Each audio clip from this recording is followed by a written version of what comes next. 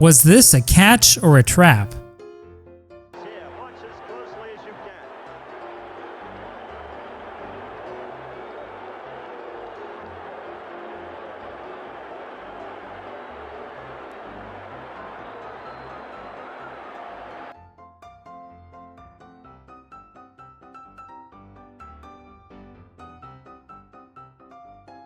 Would you believe that it took almost 15 minutes to straighten this out?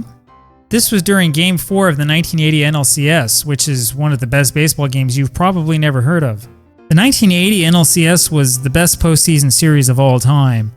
And yeah, I know that's a bold statement, but it's true. The final 4 games of this 5-game series went to extra innings.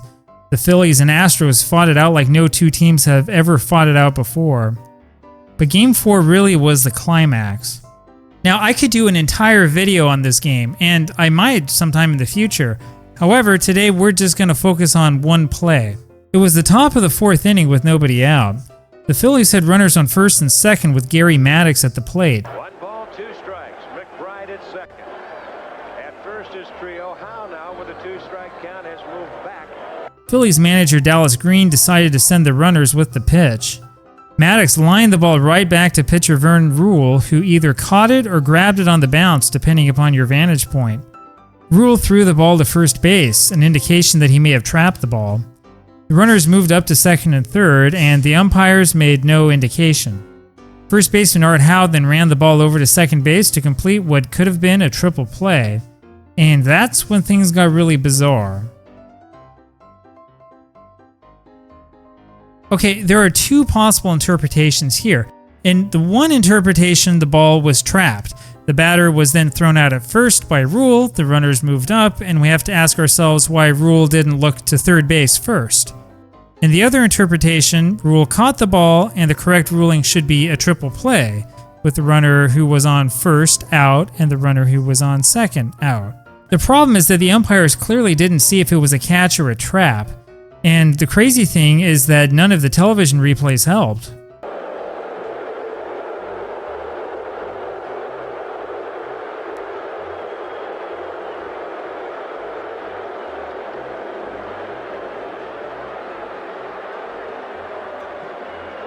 I don't know. Yeah, I know. This is before replay was a thing. But seriously, this is an example of where replay might not necessarily help. We know about famous plays that would have been overturned if replay had been in use. Oh, yes. But sometimes you come across replays that are really ambiguous. This would cause Pete Rozelle, the football commissioner, to tell you this is why you can't count on replays. And it doesn't help when the umpires are confused and decide not to make a ruling on the field.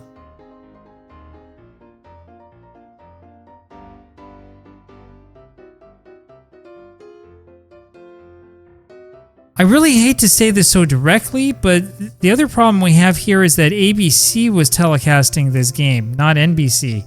ABC's camera work at that time was clearly inferior to NBC's, and that's especially true in 1980 and before. If you want proof of this, check out Ben Ogilvy's season-saving catch on the final day of the regular season in 1982. Ogilvy slid out of view of ABC's cameras, and there was no replay showing him actually making the catch.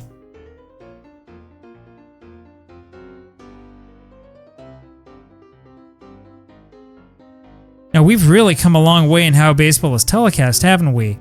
And just think, if this sort of play happened today, Twitter would blow up. Well, so how did the Phillies-Astros play work out? It worked out in a way that makes no sense. Now is Doug Harvey, the plate umpire, was blocked out, he says, by the base runner. He called it a trap ball. Afterwards, both the third base umpire and the first base umpire said the ball was caught. Since the play was made to first base, the runner was doubled off first. Doug Harvey's ruling is that because his call may have confused the other runner, he's back on second because he was confused. They made no play on him at the time, so there's a man on second and 2 outs. The umpires called it a double play. That was a compromise ruling that makes absolutely no sense at all. Bake McBride returned to second base, which really makes no sense. But, you know, there's a reason why we don't talk much about this play. Larry Boa, the next hitter, promptly grounded out to second base to end the inning. And so a wild protest and a confusing display of indecision turned into a routine inning in the box score in the end. Still though, I'd say you'd rather want the umpire to make the wrong call emphatically than to make no call at all.